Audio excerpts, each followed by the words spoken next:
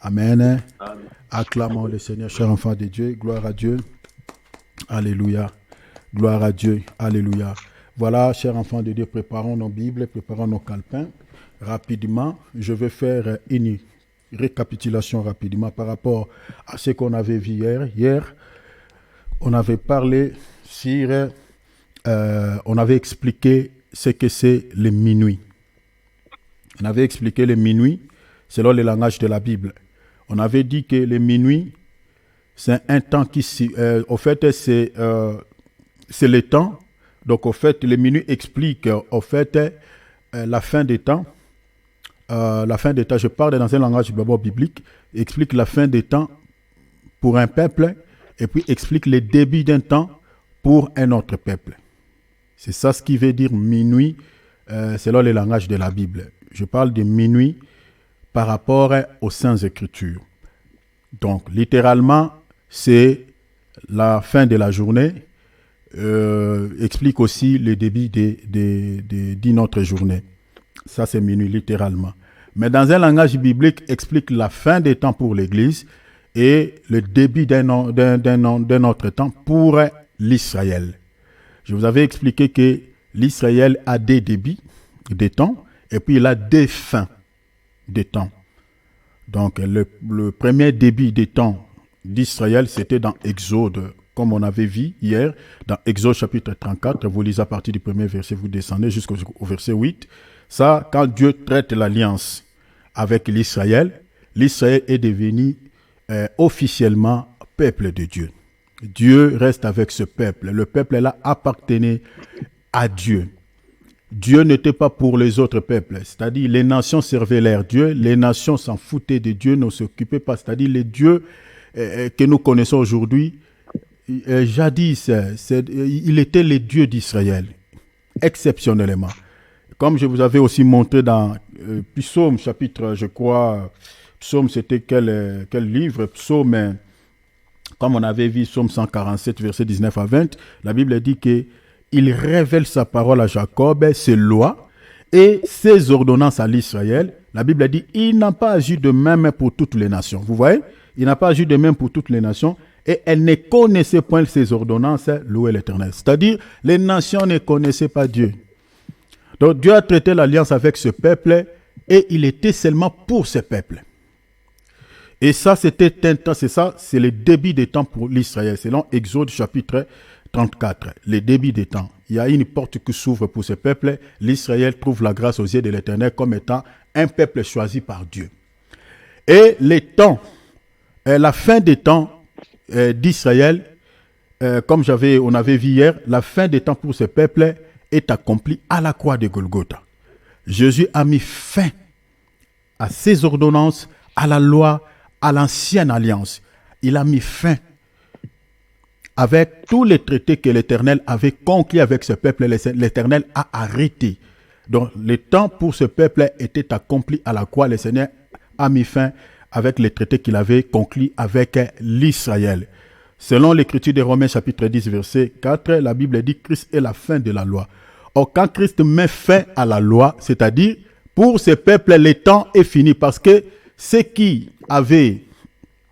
régissait au fait, qui tissait l'alliance entre l'Israël et Dieu, c'était la loi. C'était les 10 paroles que le Seigneur avait données à Moïse. L'alliance a été conclue par rapport à ces paroles, selon l'écriture que je vous avais donnée hier, c'est-à-dire Exode 24, plutôt pas 34, et 24, verset 8. Vous voyez, c'est par rapport à ces paroles. Alors quand le Seigneur met fin à la loi, comme la Bible dit, met fin à la loi, c'est-à-dire c'était aussi la fin des temps pour l'Israël. Ça, c'est la première phase. Et dans les 70 semaines de Daniel, la fin des temps pour l'Israël s'arrête dans les 69e semaines. Alors, entre 69e semaine et 70 semaines, dans l'espace là, il y a la naissance de l'Église. C'est la croix. Parce que selon les 70 semaines de Daniel, la Bible dit, dans les 69e semaines, la Bible dit, il n'y aura pas de successeur. Parce qu'il y aura un qui sera retranché. Or, le un qui était retranché, c'est le Seigneur Jésus-Christ. Bien que selon d'autres prophéties, d'autres histoires parlent, il y a eu aussi plusieurs oins. que Dieu avait choisis, parmi lesquels il y avait des Cyrus. Il y a beaucoup de choses là-bas. Je ne vais pas vous embrayer dans tout ça. Mais il y a eu beaucoup de oins aussi. Mais les oins dont il est question dans ces passages, dans la prophétie de Daniel, c'était le Seigneur Jésus-Christ qui était retranché, mes bien-aimés. Et la Bible dit, il n'y aura pas de successeur. Brève année, l'Israël n'a pas de roi. L'Israël, jusqu'à présent, il attend toujours son roi. Il attend toujours son Messie. Donc, il est resté sans successeur. Il n'y a pas quelqu'un qui le dirige. C'est-à-dire, les derniers rois, c'était, je crois, Sédécia, tout ça, si je ne m'abuse pas, selon l'écriture que je vous avais donnée, Dieu avait livré l'Israël entre les mains des nations. Il n'y avait plus de roi en Israël. L'Israël était resté sans roi. Selon la prophétie de Joël, l'Israël restera sans roi, sans éphod. C'est-à-dire, quand on parle de sans éphod, c'est-à-dire, il n'y aura pas de culte en Israël. Il va rester comme ça. C'est prévané, ce peuple-là reste comme ça. Ils n'ont plus de culte parce que le temple n'est pas là. Où ils vont faire leur culte. Parce que le temple a été détruit. Donc, vous comprenez, Jésus-Christ est venu mettre fin pour cette dispensation par laquelle le Seigneur avait conclu l'alliance avec ce peuple. Alors, on avait vu aussi les débits du monde, selon Genèse 1.1. Dieu entre dans les temps, il a créé le monde. Et la Bible nous parle aussi de la fin de ce monde. Donc, ceux qui pensent que le monde va continuer toujours comme ça, non.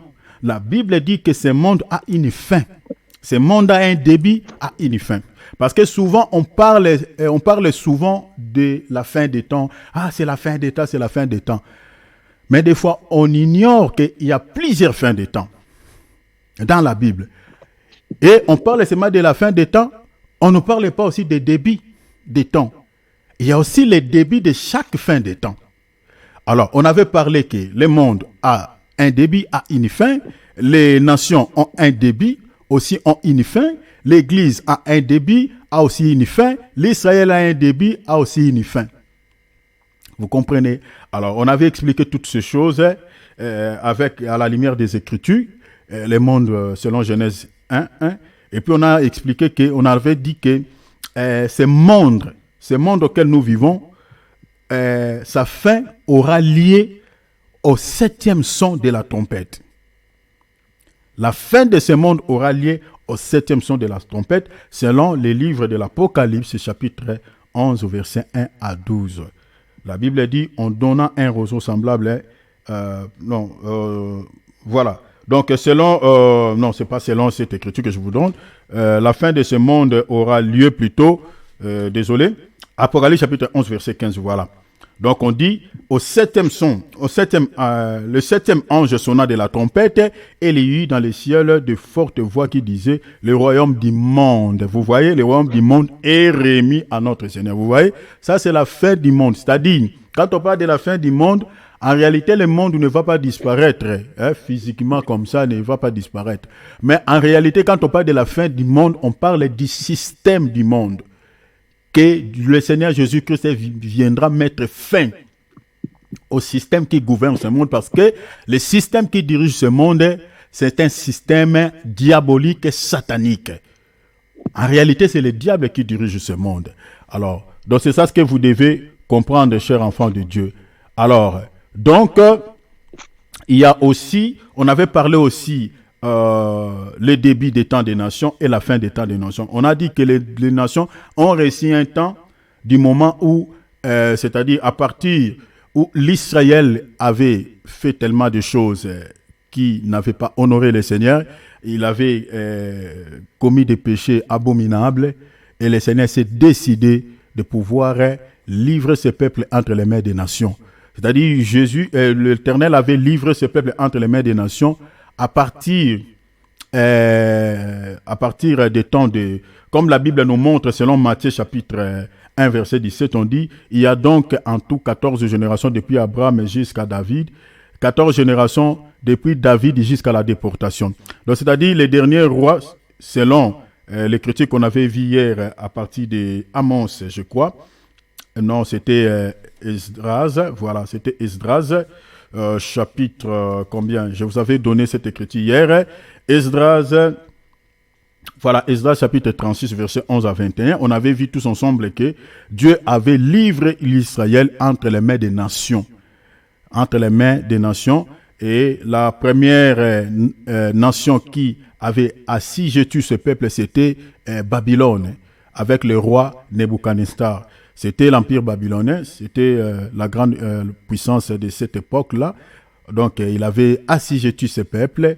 Et depuis ce temps-là, jusqu'à présent, l'Israël n'a jamais été libéré entre les mains des nations. Aujourd'hui, l'Israël est assiégé par les Américains. Donc, tout ce qui se passe là-bas à l'Israël, c'est l'œil des Américains, c'est la tête des Américains. C'est les Américains qui contrôlent tout ce qui se passe et qui ordonnent. C'est-à-dire, tu touches l'Israël, tu touches les Américains. Alors, l'Israël a été livré entre les mains des nations. C'est-à-dire, les nations ont réussi un temps où ils sont en train d'agir, ils sont en train de régner. Mais les nations aussi, leur fin aussi, selon la Bible nous montre qu'il y a aussi une fin pour les nations. Selon les Écritures, les nations, la fin des temps des nations s'accomplira au 7e son aussi de la trompette. Vous voyez, au 7e son de la trompette. Comme je vous avais donné beaucoup des Écritures hier, donc je crois que vous pouvez vérifier tout ce qu'on avait dit.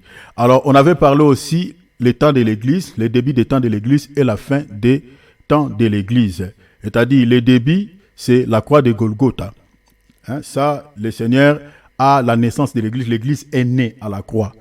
Mais sur le plan concret, l'Église commence, c'est-à-dire l'Église était visiblement au vu au-dessus du monde entier. C'était à la venue du Saint-Esprit dans la chambre haute avec les 120 disciples de Jésus-Christ. C'est-à-dire lorsque le Saint-Esprit était descendu, parce que toutes ces personnes-là, c'était ça l'effectif de l'Église de ces temps-là.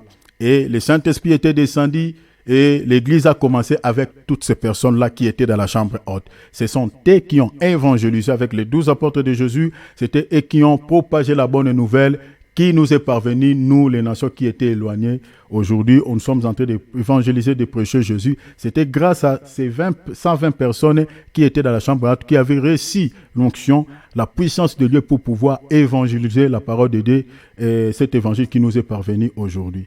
Alors, ça, c'est le début de l'Église. Acte chapitre 2, visiblement, concrètement, l'Église commence à partir des actes. Mais l'Église était née à la croix.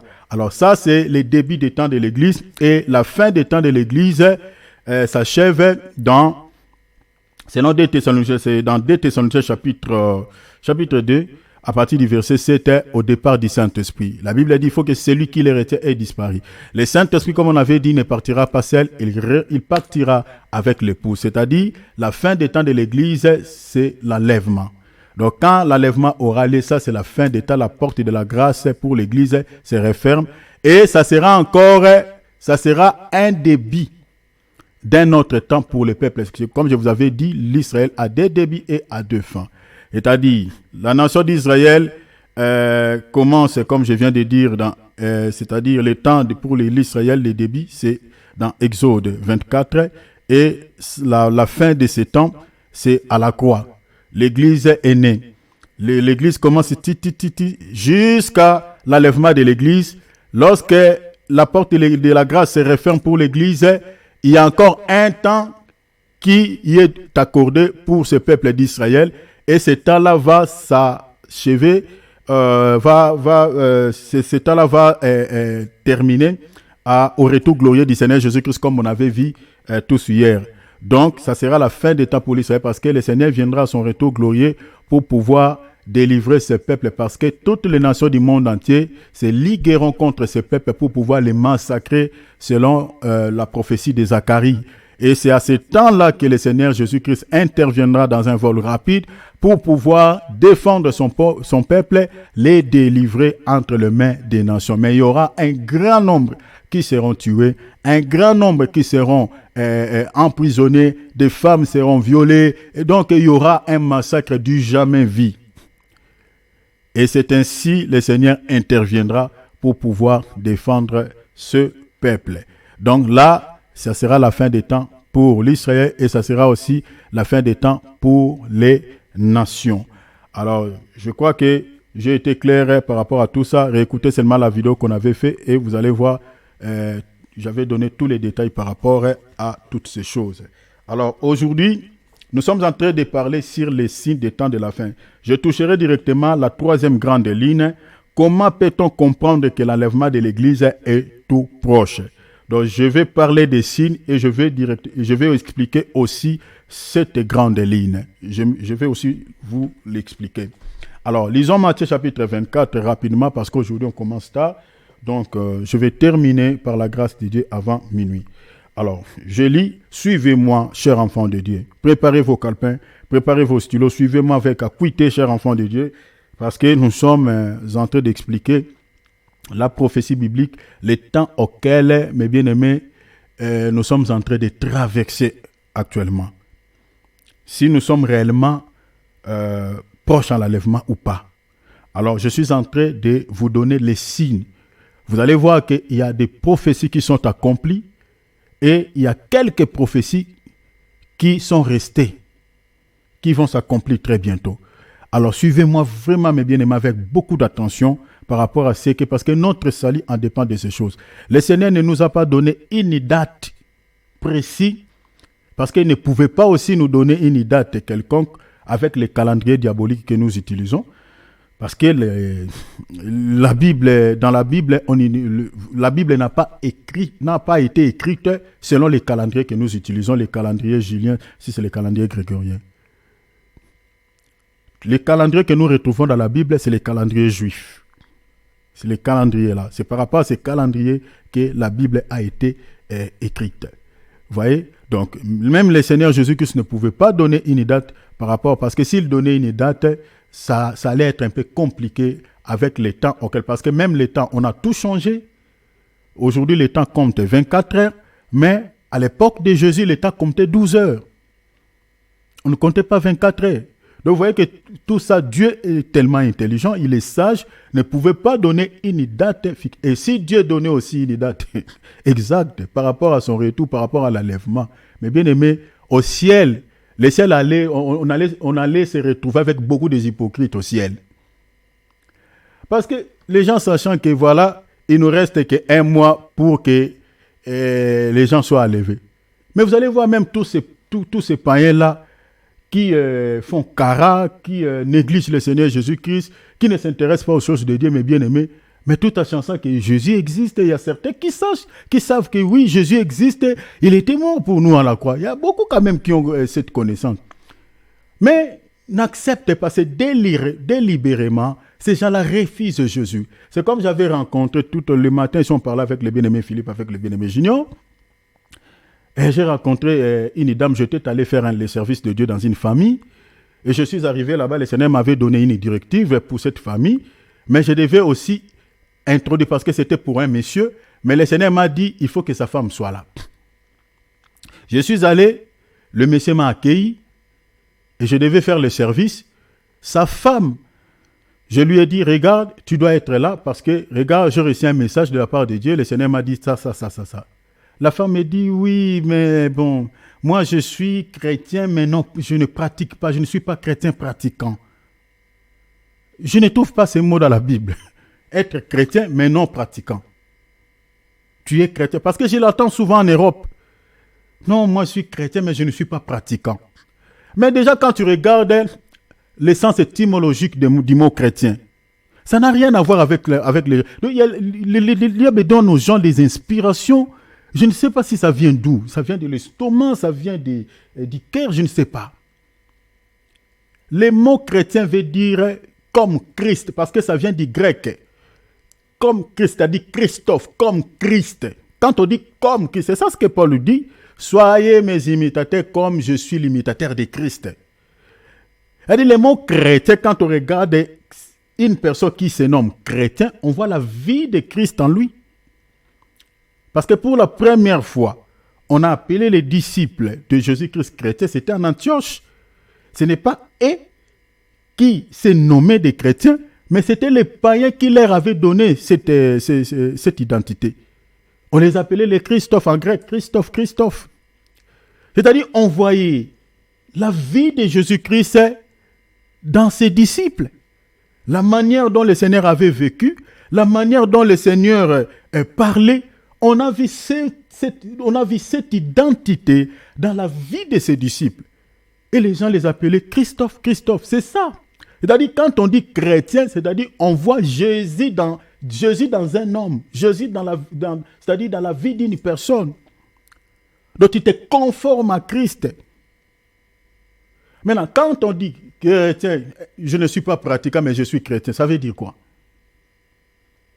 Alors, il y a tout ça. Alors, nous devons comprendre que, chers enfants de Dieu, nous vivons les temps de la fin. Alors, nous devons être aux aguets parce que nous sommes vraiment, mes bien-aimés, à la fin des temps. Alors, je lis rapidement. Lisez avec moi. Prenez vos Bibles, s'il vous plaît. Prenez vos Bibles et lisez avec moi. Comme Jésus s'en allait à la sortie du temple, ses disciples s'approcha pour lui faire remarquer les constructions. Les constructions de quoi? Les constructions du temple. Parce que le temple était un des merveilles antiques à ce temps-là. Parce qu'il était plaqué en or. C'était vraiment un temple qui faisait la fierté de la ville de Jérusalem, de cette nation. Les gens venaient ça et là pour faire du tourisme, comme aujourd'hui même. Les gens qui vont en Israël pour faire du tourisme. À l'époque, c'était pareil. Le monde entier. Remarquez même le jour de la Pentecôte.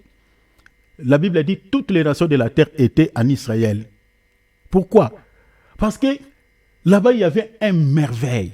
Il y avait quelque chose qui était tellement belle. Les gens venaient à Israël pour regarder la construction de ces beaux temples qui étaient construits par Zorobabel, qui étaient rénovés par qui avait ajouté encore, réhabilité ça, c'était qui? C'était Hérode. Donc c'était un temple qui faisait la jolibilité de ce pays. Alors les disciples ici intéressent le Seigneur. Il dit, regarde un peu ce beau temple. Regarde un peu ce qui fait la fierté de notre pays. Regarde un peu ce qui attire le monde dans ce pays. On lui faisait remarquer. Mais regarde la réponse du Seigneur dans le verset 2. Le Seigneur dit, mais il leur dit, voyez-vous tout cela? Je vous l'ai dit en vérité. Il ne restera pas ici, pierre sur pierre, qui ne soit renversé. Donc, ils entendaient une réponse, peut-être qui pouvait faire du bien à eux. Le Seigneur pouvait leur dire, oh, mais c'est ça, c'est là où le nom de mon Père est honoré. Il fallait que ce temple soit beau. Il fallait que ce temple soit joli. Parce que c'est là où le nom du Seigneur est invoqué. Voilà, il est le roi de... Mais ils ont entendu, la réponse que le Seigneur a donnée était en accord peut-être de leurs pensées. Il dit, ce temple que vous voyez, qui fait la fierté de votre pays, qui vous donne un peu l'orgueil, il ne restera pas pierre ici sur pierre. Tout sera renversé. Suivez-moi ici très bien. Regardez le verset 3. Maintenant, les disciples, je peux dire qu'ils étaient frustrés par cette réponse. Ils n'étaient pas vraiment contents de cette réponse. Regarde leur réaction. Le verset 3 dit, il s'assit sur les montagnes des Oliviers, et les disciples, vers en particulier, lui faire cette question. Suivez bien aimé, ces trois questions qu'ils ont posées. Mais bien aimé, c'est capital ces trois questions. Dis-nous, quand cela arrivera-t-il? Donc, la question qu'il pose ici au Seigneur, il dit, toi tu as dit que ce temple ne restera pas pierre sur pierre, tout sera renversé. Bon, dis-nous, quand cela arrivera-t-il? C'est-à-dire la destruction de ce temple s'accomplira quand? Parce que tu parlais, ce temple sera détruit. Mais cela arrivera quand? La destruction de ce temple, ce que tu viens de dire, s'accomplira à quel moment? Ça, c'était la première question. Deuxième question. Donc, la question était liée au temple, hein, mais les disciples, ils sont allés plus loin. Ils ne se sont pas arrêtés là. Ils ont compris que le langage qu'il a dit, c'est un peu compliqué. Donc, il doit y avoir encore d'autres choses qu'il ne nous a pas révélées. Ils ont ajouté des questions. C'est ça ce que nous allons expliquer. Ils disent, quel sera le signe de ton avènement? Ah, ils ont compris. La réponse qu'il a donnée, ce n'est pas pour nous faire choquer. Mais la destruction de ces temples peut être aussi un des signes de son avènement. Vous savez, chers enfants de Dieu, quand vous êtes auprès de Dieu, vous ne pouvez que comprendre certaines choses. Si tu étais peut-être seul comme humain, tu ne pouvais pas avoir ces idées. Parce que la manière de réfléchir ici, c'est lui-même qui les a donné ça. Parce que lui-même, Dieu lui-même, il est le Saint-Esprit. Parce que cette question qu'ils ont posée par rapport à l'avènement du Seigneur, par rapport à tout ça, ça n'a rien à voir avec la destruction du temple. Mais ils ont compris que la réponse que le Seigneur les a donnée, donc ils ont compris parler du Saint-Esprit, que cette réponse est liée à son retour, à son avènement. Et ils ont ajouté, dis-nous maintenant, quel sera le signe de ton avènement. Ils ajoutent encore, et la fin du monde. 3 questions. Mais bien aimé, pour aller vite, la première prophétie par rapport à la destruction du temple, cette prophétie, comme j'avais dit hier, a été bel et bien déjà accomplie depuis l'an 70 avec le général Titus, l'empereur Titus, qui était allé en Israël, qui avait détruit ce temple, qui avait massacré les Juifs, comme je vous avais dit hier, à la 70. Vérifiez, il y a des documents sur le net. Vous allez voir, mes bien-aimés, ce que je suis en train de vous dire. Cette prophétie a été accomplie à la 70. Avec l'empereur romain qui s'appelait Titus. Maintenant, ici, il reste maintenant, quel sera le signe de ton avènement? Parce que la prophétie liée au temple est accomplie. Et pour ça, je vous avais dit hier qu'il y a des prophéties qui sont accomplies, la majorité, beaucoup de prophéties qui sont accomplies, et il y a des prophéties qui sont en train d'accomplir et des prophéties qui s'accompliront. Ici, il nous reste maintenant 2 prophéties qui nous montrent que nous sommes tout proches en l'enlèvement. La prophétie qui reste ici, c'est l'avènement du Seigneur et la fin du monde. Maintenant, par rapport à l'avènement du Seigneur et par rapport à la fin du monde, ce sont des détails que le Seigneur a donnés ici jusqu'au verset 35. Regarde ce qu'il dit. Verset 4. Jésus leur répondit, prenez garde que personne ne vous séduise. Ici, le Seigneur est en train de le mettre en garde contre quoi? Contre la séduction. Cela veut dire quoi? Avant le retour du Seigneur Jésus-Christ, le premier signe que nous allons remarquer que le Seigneur est tout proche à la porte, le Seigneur dit ici, c'est la séduction. C'est la séduction. Tel que nous sommes ici, qui ne sait pas que le monde auquel nous sommes en train de vivre aujourd'hui, il y a plein de faux prophètes qui sont en train de séduire les enfants de Dieu. Qui ne sait pas? Je continue d'abord les versets, puis je vais expliquer quelque chose. Le verset 5, le Seigneur dit, car plusieurs viendront sous mon nom, disant, c'est moi qui suis le Christ. Et ils séduiront beaucoup de gens.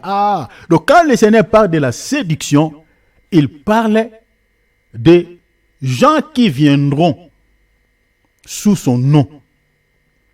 Ils vont se présenter comme étant des Christ, comme étant des Messie. J'aimerais, avant de continuer, parce qu'ici le Seigneur dit, certains diront, c'est moi qui suis le Christ. Regardez un peu quelques vidéos, quelques images, et puis nous allons continuer pour comprendre que tout ce que le Seigneur a dit, il y a un grand nombre qui sont accomplis, et il y a d'autres prophéties qui s'accompliront parce que le Seigneur est un Dieu, il ne ment pas. Mais bien aimé, pour attester que nous sommes en train d'aller vers la fin, parce que tous les signes que le Seigneur a donnés ici, ce sont des signes qui caractérisent son retour. Et regardez ce que le Seigneur dit dans le verset 5. Mais bien aimé, tel que nous sommes là, cette prophétie est accomplie sous nos yeux. Mais beaucoup regardent peut-être ces informations. Beaucoup regardent certaines vidéos. Mais beaucoup ne comprennent pas, ne savent pas que ça c'était une prophétie qui vient de s'accomplir comme je vous avais dit hier. Regardez seulement ces images. Je vais vous balancer quelques images. Vous allez voir qu'il y a des prophéties qui sont accomplies. Regardez par exemple l'image ici. Infochrist. Regardez, il danse. Il danse. Vous voyez? Ça, c'est un Jésus. C'est dans quel pays? Oh, que Dieu nous sauve. Ça, c'est un Jésus. C'est au Kenya. C'était dans une croisade. Ils ont reçu un faux Jésus. Vous savez, ça fait mal, hein? Ça fait mal. Quand je vois même nos frères branhamistes mettre la photo de cet acteur britannique dans leurs églises, vraiment ça choque un peu. Ça choque un peu les cœurs. Et c'est derrière ce genre de choses, ici, tout un peuple sont séduits par un faux Jésus qui vient de l'Amérique. Et c'est dans une croisade que ce Jésus est venu. Regarde comment il danse. Ça, c'est la première image. Regardez, deuxième image. C'est Jésus-là. Il est là. Vous voyez? Vous voyez comment les prophéties s'accomplissent? Vous voyez? Le Seigneur a dit, il y aura des faux Christ. Des faux Christ. Regarde. Regarde cet homme, il est content. Jésus est là à côté de lui. Le Seigneur est là. Voilà, regarde ses yeux. C'est comme si Jésus... c'est comme si Jésus se ressemble à lui. Regardez. Vous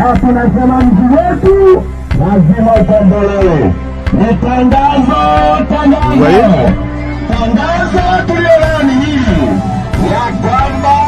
Vous voyez, chers enfants de Dieu? Voilà. Ça, c'était au Kenya. Regardez encore un autre faux Jésus.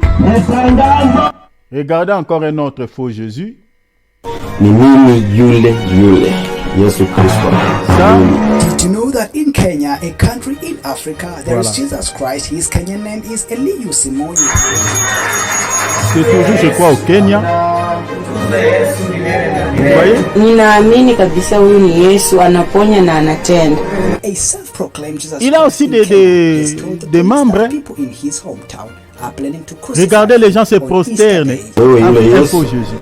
Eliu Simoyu, the man of God, always say God himself has gone Et into hiding after ici, he j'aimerais heard that vous people dire in his town are que ce conspiring monsieur, his dans le village auquel il habite, dernièrement ici, j'avais vu sur une information, les gens de ce village les cherchaient pour les pendre et les crucifier comme Jésus, et le mec, il a taillé vers la police pour pouvoir se sécuriser, se protéger. Un Jésus qui fuit. Ce monsieur-là que je viens de vous montrer.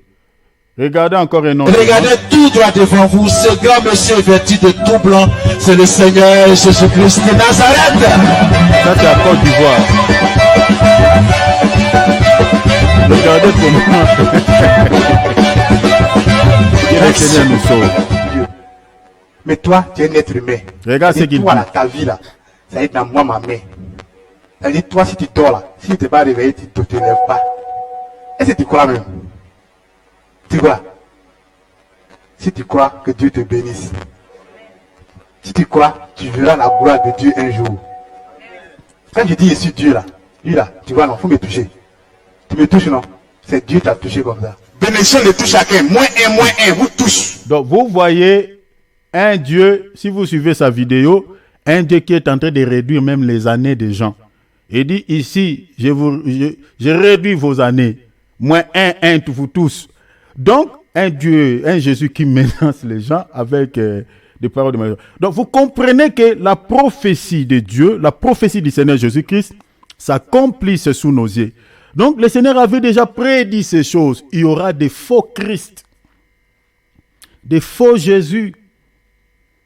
Vous voyez, chers enfants de Dieu, ça c'est de manière physique, mais sur le plan spirituel, chers enfants de Dieu, un faux Christ aussi, c'est celui aussi qui présente les gens un évangile qui n'a rien à voir avec l'évangile de Jésus-Christ. C'est-à-dire, ce qu'on présente là, c'est un faux Christ.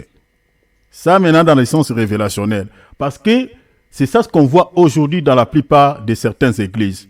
Parce qu'un serviteur de Dieu qui ne vous présente pas Jésus authentique, qui ne vous présente pas Jésus de la Bible, qui ne vous présente pas l'évangile authentique que les apôtres nous ont légué, c'est que ce monsieur-là vous présente un faux Christ.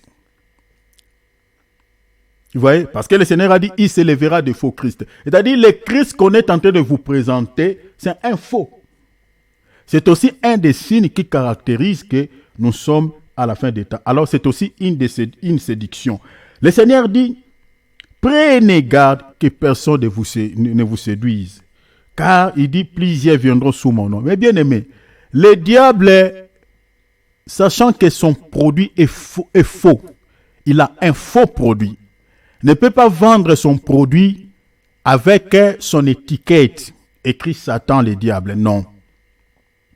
Il utilisera toujours sur son produit qui est faux le nom de Jésus.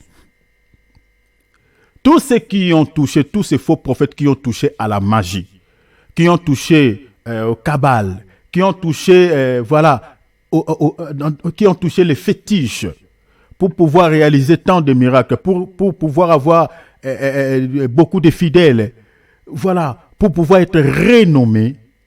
Ces gens-là, mes bien-aimés, n'utilisent pas les noms. Regardez même ce qui se passe en Afrique du Sud avec certains faux prophètes qu'on retrouve là-bas dans ces pays qui délivrent les gens avec un serpent, avec un cobra vivant. Mais si vous regardez dans leur bouche, ils ne parlent pas de Satan. Ils utilisent le nom du Seigneur. Mais le Jésus dont ils utilisent, le nom de Jésus qu'ils utilisent là, ce n'est pas le Jésus dont moi je prêche. Ce n'est pas le Jésus que toi et moi nous connaissons. Mais pourquoi ils utilisent le nom de Jésus de manière sous-jacente, ils ont la magie. De manière sous-jacente, ils utilisent les fétiches. Pourquoi ils n'utilisent pas un autre nom? Pourquoi ils n'utilisent pas le nom de Mahomet? Pourquoi ils n'utilisent pas le nom de Bouddha? Pourquoi ils n'utilisent pas le nom de certains de certaines idoles? Seulement le nom de Jésus. Le Seigneur dit, c'est pour séduire. Or, mes bien-aimés, quand on tombe dans la séduction, ce n'est pas pour la vie, c'est pour la mort. Ève a été séduite par le diable et la suite, c'était quoi? C'était la mort. Quand quelqu'un est séduit par les faux prophètes, ce n'est pas pour son salut, c'est pour son égarement, c'est pour que cette personne aille en enfer. Vous comprenez?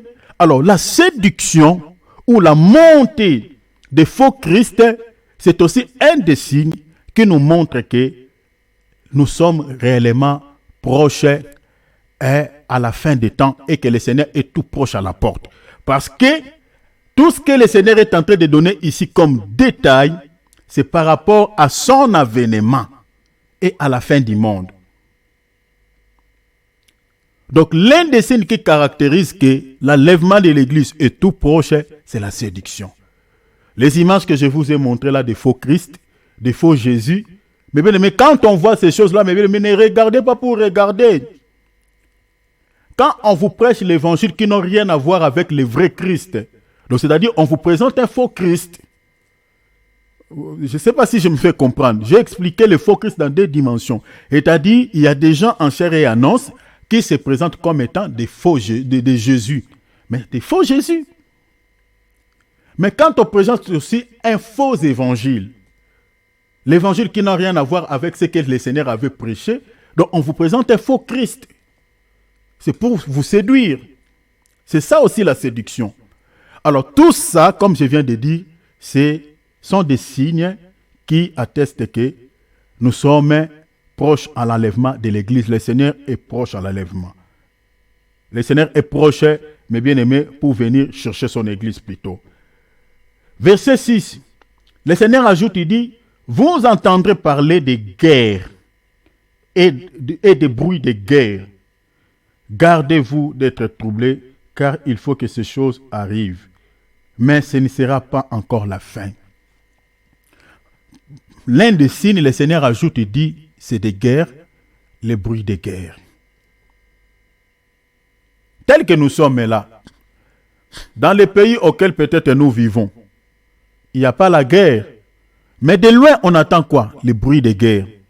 Ah, à l'Ukraine, là-bas en Russie, ça ne va pas. Ah, là-bas en Syrie, ça ne va pas. Ah, là-bas, en RDC, le Rwanda, ça ne va pas. Ça et là, on entend les bruits de guerre. Nous sommes là, mais de loin, on entend. C'est aussi un des signes qui atteste que nous sommes proches à l'enlèvement. Nous sommes proches à la fin. Le Seigneur est tout proche.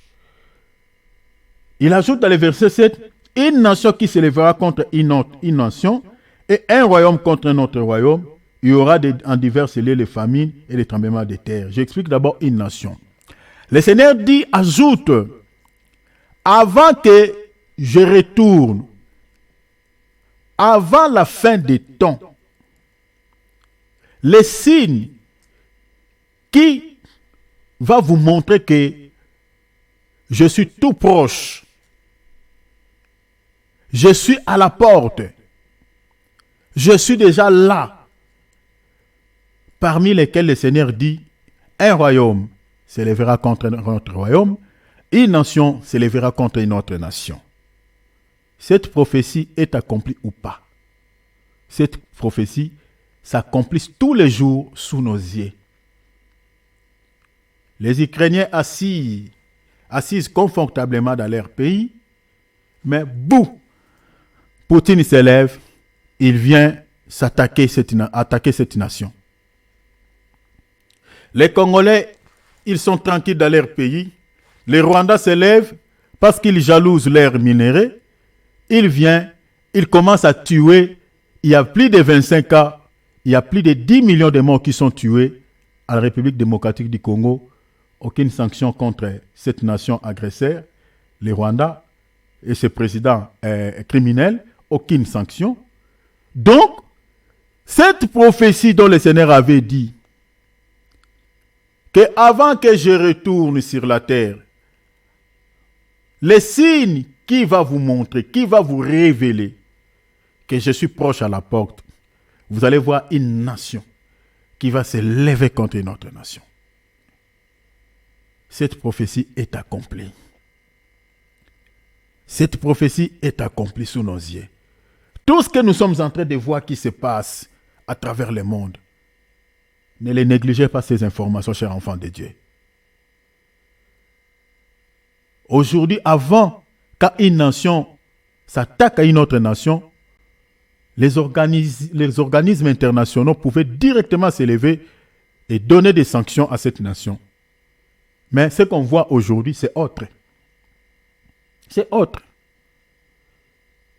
Une nation, s'ils sont forts, ils ont seulement des nucléaires, des armes, dissuasives, peut s'élever et dire, bon, je vais attaquer cette nation. Il attaque et personne ne le condamne. On sait déjà que si on ose de s'attaquer à lui, il a des nucléaires. On peut perdre tout ce monde.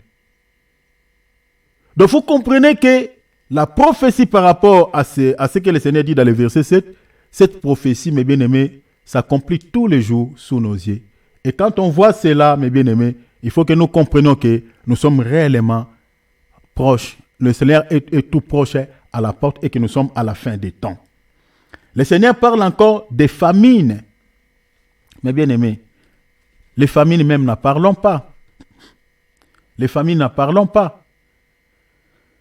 Selon les statistiques, selon les rapports de l'ONU, je crois, les rapports de l'ONU, le 28 janvier 2022, parmi les pays qui étaient touchés, les pays qui étaient les plus touchés à la famine, il y avait l'Éthiopie, le Nigeria, le Soudan du Sud et le Yémen. Mais à part ces pays, la RDC est dedans. Il y a bien des pays qui sont dedans, qui sont touchés par la famine. Je peux dire que la famine touche même le monde entier. Pourquoi? Même en France, il y a la famine. Même en Suisse, il y a la famine. Même en Amérique, il y a la famine. La famine est partout. Parce que, regardez, les produits, tout ce que nous mangeons, tout ce que nous achetons, regardez la manière dont aujourd'hui on est en train de s'aimer. De semer tout ce qui est les légumes, voilà, tout ce qu'on récolte de la terre. On sème les matins, le soir ça commence à pousser, dans une semaine déjà ça devient une plante, dans 10 jours, 14 jours comme ça, on récolte déjà pour vendre aux gens. On ne mange que des chimies. La viande même, n'en parlons pas. Vous voyez une poule qui est en train de ponder, si c'est 20 œufs, 30 œufs, une poule. Parce qu'on l'a fait manger du produit. Et vous allez voir ces poussins-là. Ces œufs-là vont faire des poussins. Et vous allez voir qu'ils vont grandir très vite. Dans l'espace d'un mois déjà, on vous voit des poules. La raison pour laquelle aujourd'hui, nous sommes frappés par plusieurs maladies. Des myomes, des fibromes, des cancers, nanana. Parce que ce qu'on nous vend, ce sont des choses qui ne sont pas développées de manière naturelle telle que Dieu a créé les choses. Mais les gens ont développé une intelligence avec des produits chimiques pour combler la famine, pour que la famine ne se sente pas. Les gens, ils ont développé cette intelligence pour que les choses poussent vite, les choses grandissent vite. Et on mange quoi? La maladie. La famine est là. Parce que mes bien-aimés, si on enlève cette technologie qu'on a développée pour pousser les champs, pour que voilà, le bête se développe vite, si on enlève ces systèmes-là, la famine sur la terre va se faire sentir dans plusieurs pays. Mais ça ne se fait pas vraiment sentir dans certains pays. Pourquoi? À cause de la technologie qu'on a développée. La technologie qu'on a développée, mais ça nous crée beaucoup de maladies, beaucoup de soucis. Mais au-delà de ça, il y a plusieurs pays qui sont frappés par la famine. Plusieurs pays, parmi lesquels je viens de vous citer quelques 4 pays ici, selon les rapports de l'ONU. Le Seigneur a parlé des tremblements de terre. Les tremblements de terre. Les tremblements de terre, cette prophétie, ça s'accomplit presque tous les jours, chaque année. Comme je vous avais dit, il y a des prophéties cycliques et des prophéties linéaires. Les prophéties cycliques, ce sont des prophéties qui s'accomplissent tous les jours, chaque fois. Donc c'est comme un moteur qui est en train de s'emballer du coup pour le départ. Dernièrement ici, le tremblement de terre de magnitude 4,8 qui a frappé la Turquie et puis la Syrie, qui a fait plus de 44 000 morts, des gens qui nous ont quittés. Dans l'espace de secondes, ce tremblement de terre-là n'a pas fait, selon les informations, n'a pas fait même une minute. C'était dans quelques secondes, mais 44 000 personnes sont parties. Des bailleurs sont devenus des locataires. Des mariés sont devenus de veufs, de veuves. Les enfants sont devenus des orphelins. Ces tremblements de terre, c'est parmi les signes qui approuvent suffisamment que le Seigneur est tout proche à la porte. Le Seigneur a dit, quand vous verrez toutes ces choses, sachez-le que je suis proche à la porte. Le Seigneur a dit dans le verset 8, verset 9, il dit, alors on vous livrera au tourment. Il a parlé aux disciples, parce qu'il s'adresse aux disciples. On vous livrera au tourment. Mais bien aimé, selon les rapports de ONG, Porte Ouverte, selon ces rapports, on dit qu'il y a plus de 360 millions de chrétiens, c'est-à-dire 1 sur 7, sont fortement persécutés dans le monde.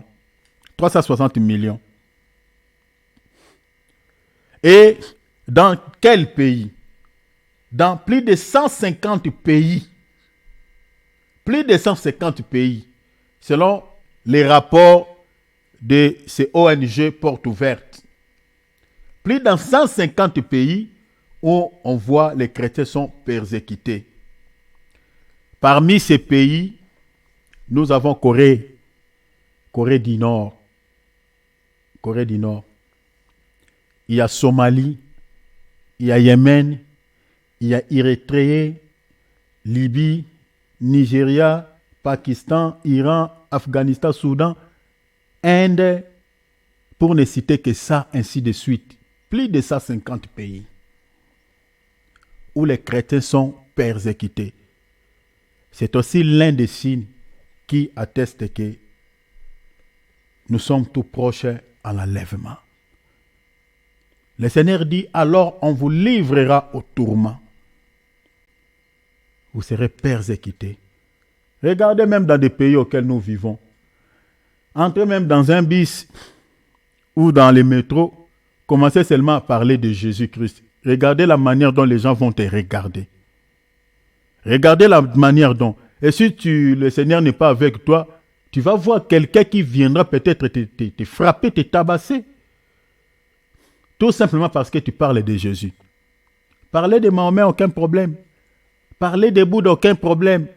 Mais parler de Jésus. Les gens peuvent t'insulter. Moi, je récite des insultes d'une manière ou d'une autre en Europe à cause de Jésus. On m'a insulté. Juste parce que je parle de Jésus. Il y a des chrétiens qui sont emprisonnés. Il y a des chrétiens qui sont brûlés vifs. Il y a des chrétiens qui sont battus à bout portant. Il y a des chrétiens qui subissent de mauvais traitements.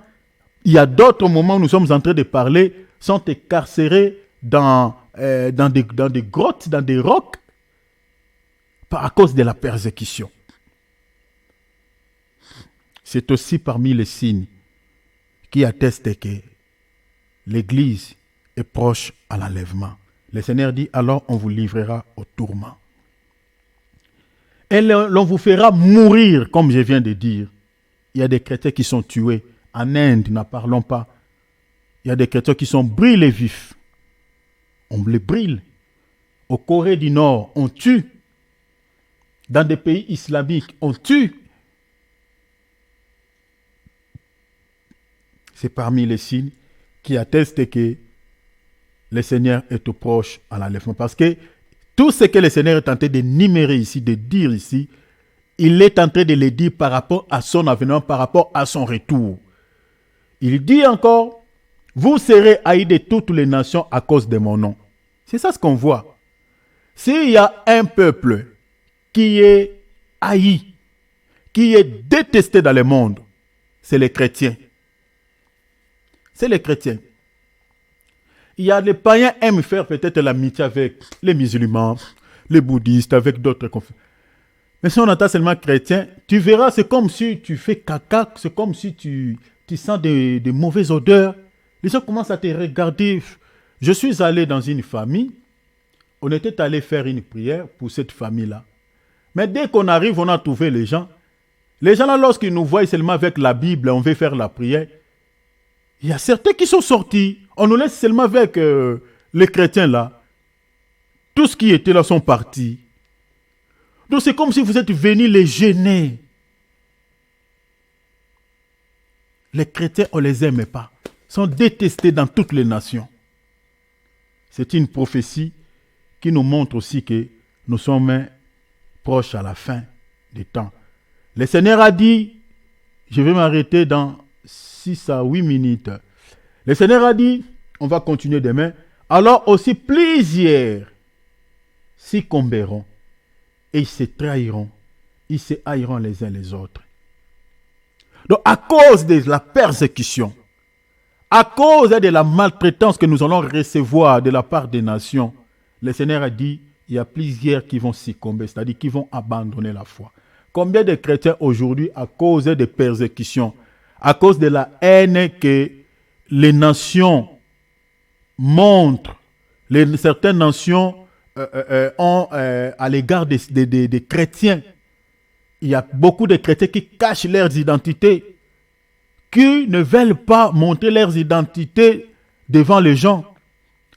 Beaucoup de chrétiens vivent en hypocrisie. Moi, je connais pas mal qui sont venus en Europe, qui ont abandonné la foi. En Afrique, il était serviteur, il prêchait la parole, mais il est venu en Europe, il a caché cette identité parce que l'environnement auquel il se retrouve, vu que le nom de Jésus n'est pas cité, vu que les gens vivent d'une autre manière et ils s'arrangent dans cette lignée, ils vivent comme les gens qu'il a trouvés dans cet endroit. Au lieu, comme cette écriture dit, que votre lumière luise devant les hommes, afin qu'ils voient vos bonnes œuvres, ce chrétien-là, il a éteigné sa lampe, il a caché son identité, il n'a pas voulu se faire montrer aux gens qu'il est chrétien. Et c'est c'est cette attitude, c'est de cette manière, il y a beaucoup de chrétiens qui ne vivent plus la foi, qui ne vivent plus leur vie chrétienne, leur vie relationnelle avec Jésus. Beaucoup sont tombés dans les péchés, beaucoup vivent comme des païens, alors que lui-même dans sa conscience, il sait que je ne pouvais pas vivre cette vie que je suis en train de vivre aujourd'hui. C'est à cause des milliers auxquels je me retrouve que je commence à vivre comme ça. Il connaît bien son identité. Le Seigneur a dit, plusieurs se succomberont. Plusieurs. À cause de quoi? Parce que les chrétiens sont détestés. Les chrétiens sont haïs. Et c'est aussi l'un des signes qui nous montre que l'enlèvement de l'Église est tout proche. Le Seigneur a dit, ils se trahiront. Ils se trahiront, se haïront les uns les autres. Aujourd'hui, il y a la haine. Même dans certaines confessions religieuses, dans certaines églises, vous entrez comme ça. Moi, je le vis. Donc, que le Seigneur nous aide. Vous êtes devant un homme de Dieu, mais vous ne sentez pas l'amour. Vous êtes devant un homme de Dieu, vous parlez avec lui, mais il vous reçoit comme ça. Vous ne sentez pas que vous êtes attiré par cet homme de Dieu. Vous ne sentez pas l'amour. À part les hommes de Dieu, les chrétiens eux-mêmes. Cette parole que le Seigneur nous a laissée, aimez-vous les uns les autres. Cette parole a disparu dans la plupart de certaines églises. Un chrétien qui est dans la détresse, il est abandonné, il est délaissé. Il n'y a même pas de gens qui les visitent. Des veuves sont abandonnées, des orphelins sont abandonnés. Alors que la Bible dit que la religion pure et sans tache devant notre Dieu consiste à visiter les veuves et les orphelins dans leurs afflictions. Mais cette écriture, il y a beaucoup des assemblées ne l'accomplissent plus. Tout simplement parce qu'il n'y a plus l'amour. Là où il y avait l'amour, maintenant c'est la haine. Il y a certains chrétiens qui vivent en ennemis, qui détestent les autres.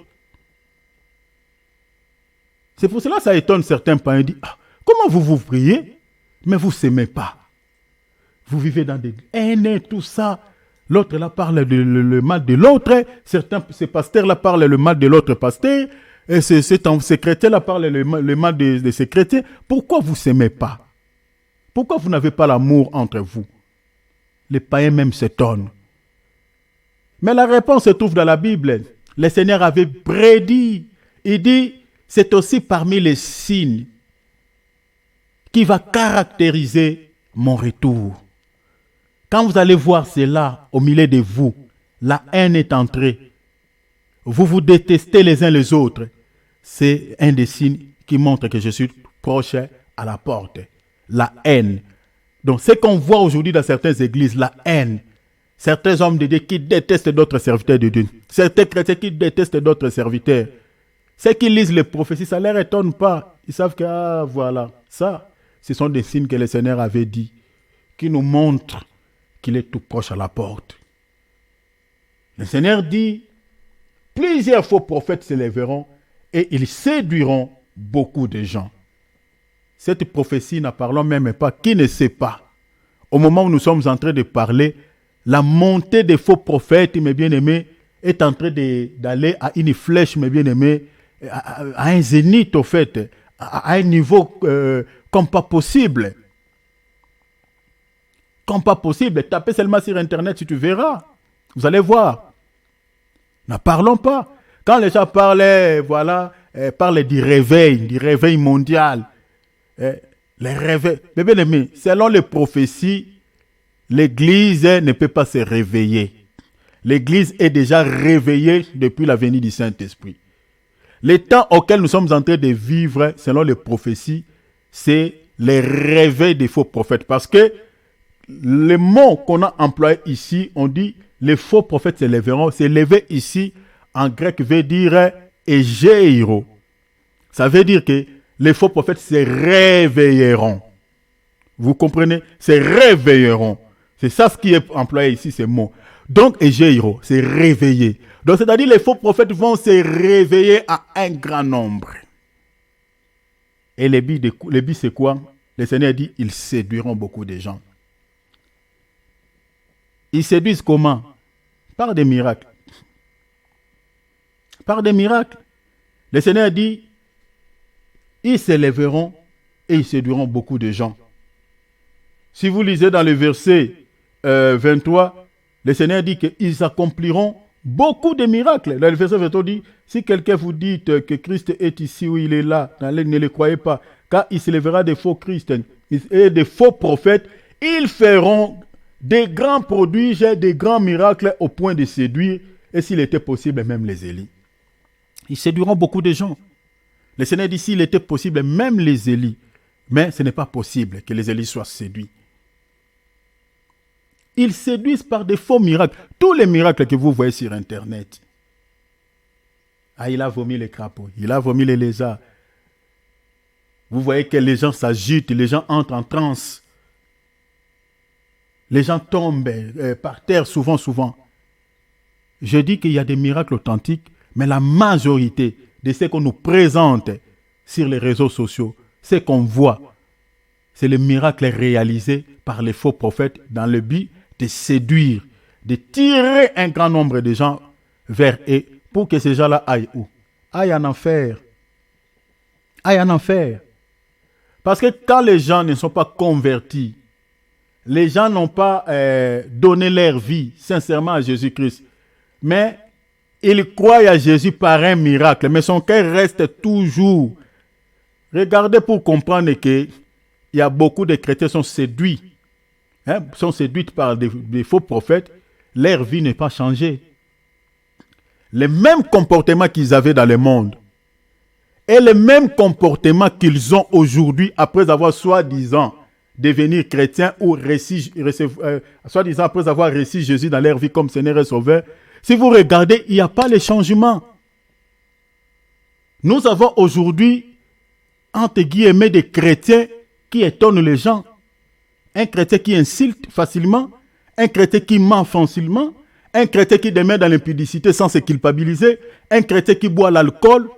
Donc, ce genre de personnes-là, quand vous voyez dans les églises où ils prient, la majorité, ils prient dans des églises de faux prophètes.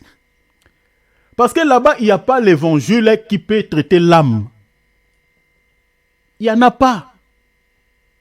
On prêche l'évangile de bon chic, bon genre, qui caresse souvent au sens du poil, qui ne soigne pas l'âme, qui ne guérit pas l'âme. Les faux prophètes ne prêchent pas pour les salis. Ils prêchent un évangile. C'est pour ça qu'on dit, ils séduisent. C'est-à-dire, on vous parle de choses qui caressent, qui touchent souvent la chair, qui ne touchent pas votre âme. C'est pour cela aujourd'hui nous avons des chrétiens comme des dingues spirituels, c'est-à-dire qui ont fait 10 ans, 15 ans, aucun changement dans sa vie avant et après. Il n'y en a pas. Un chrétien, un vrai chrétien qui a reçu Jésus-Christ dans sa vie comme Seigneur et Sauveur, sa vie avant de connaître Christ et sa vie après avoir connu Christ, il faut qu'il y ait un changement à l'intérieur. S'il n'y a pas le changement, c'est que ces chrétiens-là n'est pas convertis. N'est pas converti. Alors qu'un vrai serviteur de Dieu ne peut pas gagner une âme, prêcher quelqu'un et que la vie de cette personne-là reste la même. Un serviteur de Dieu mandaté par Dieu ne peut pas avoir une église remplie de gens inconvertis. Non. Non. Parce que la Bible dit, heureux les serviteurs qui donnent la nourriture au temps convenable. C'est-à-dire, le serviteur de Dieu peut aussi véhiculer un enseignement par rapport à l'état de son église. Si tu regardes dans ton église, les filles s'habillent mal. Il y a des querelles, il y a des haines. Tu vois, il n'y a pas l'amour dans l'église. Tu vois, il y a un souci au sein de ton assemblée. Mais tu dois véhiculer un message par rapport à l'état de ton église. Parce qu'on donne la nourriture au temps convenable. Mais regardez la majorité des assemblées que nous avons aujourd'hui. Il y a l'impudicité au milieu des choristes, des musiciens, il y a l'impudicité, il y a beaucoup de soucis au sein de l'église. Et l'homme de Dieu, ça lui dit absolument, il ne s'intéresse même pas à ça. Ah, j'ai dit à quelqu'un cette année, il dit à quelqu'un là, les gens qui tombent dans l'impudicité, les gens qui tombent dans des bêtises, et pour lui, il y a des frères qui fument des cannabis, qui prennent de la drogue, des cigarettes, de l'alcool. Et ce sont des églises que nous avons aujourd'hui. Le monde est dans l'église. Et la majorité des églises, pareil, ce n'est pas les églises de Jésus. L'église de Jésus, l'église qui a le Saint-Esprit, chers enfants de Dieu, le nombre des inconvertis doit être petit nombre. Petit nombre. On doit retrouver quand même les gens qui se comportent quand même bien, l'amour. Les gens qui marchent à la crainte de notre Seigneur. Pourquoi? Parce que l'évangile que les gens écoutent, c'est l'évangile qui traite l'âme. Nous, on ne prêche pas pour traiter la chair, on prêche pour les salis de l'âme. Alors, les faux prophètes, l'âme ne leur intéresse pas. Le Seigneur dit, ils sont assis sur le miracle. Vous voyez? Les produits, tout ce qui touche la chair. Quand vous entendez un serviteur parler souvent des miracles, produits, miracles, pas les messages de repentance, pas les messages de sanctification, pas. Vous êtes tombé entre les mains d'un faux prophète. Alors, c'est aussi un des signes qui nous montre que le Seigneur est tout proche à la porte. Je vais m'arrêter ici. Chers enfants de Dieu, soyons prudents. Je vais continuer demain. Je continuerai toujours à parler de ces signes. Donc, les disciples avaient posé 3 questions à Jésus. Ils ont posé, par rapport à la destruction du temple, ils ont posé la question à Jésus. Ils ont dit, quand cela arrivera-t-il?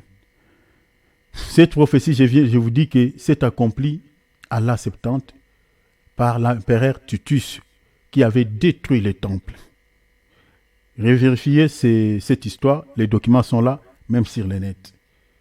Et ils ont posé encore la question par rapport au retour du Seigneur, par rapport à son avènement, l'enlèvement et la fin du monde. Et le Seigneur a donné cette liste, il a donné pas mal de ces détails avant qu'il retourne pour pouvoir récupérer sa femme, récupérer l'église.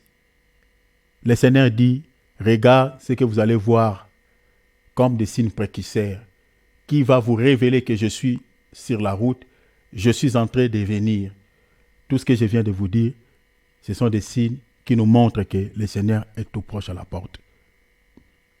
Sommes-nous vraiment à la fin des temps ou pas? Laisse-moi nous dire, nous sommes à la fin des temps. Nous sommes déjà minuit, mes bien-aimés, je peux dire 57 minutes ou 51 minutes. Il ne reste qu'une minute pour que mes bien-aimés, vous entendez la voix qui dit, voici l'époux, allez à sa rencontre. Devons-nous vivre comment? Quelle attitude devons-nous adopter, mes bien-aimés, à des moments comme ceci? Chers enfants de Dieu, sans la sanctification, personne ne verra le Seigneur. C'est-à-dire, personne n'ira à la rencontre du Seigneur. Il faut vivre dans une vie de la crainte de notre Jésus. Rester dans la présence de Dieu. Ça ne sert à rien de vivre une vie de péché en outrance, dans des distractions inutiles. Ça ne t'amènera nulle part. Ça ne te fera rien. Si tu es chrétien et que tu es appelé au salut, marchez dans la crainte de notre Seigneur. Restez dans la présence de Dieu, dans la vie de méditation. Et quand le Seigneur reviendra à son retour, tu ne rateras pas l'enlèvement. Sinon, le Seigneur de gloire vous bénisse tous ensemble. Acclamons la parole. Alléluia. Acclamons la parole. Gloire à Dieu. Merci pour ce message, mon frère. Amen. Amen. Dieu te bénisse, mon frère. Amen. Manifestez-vous. Acclamons la parole. Alléluia. Alléluia. Ouvrez mon micro. Gloire à Dieu. Gloire à Dieu. Alléluia. Voilà, le Seigneur de gloire vous bénisse tous abondamment. Nous allons prier. Nous allons dire merci à Jésus pour le temps que nous venons de passer ensemble. Remercions le Seigneur. Prions, cher enfant de Dieu.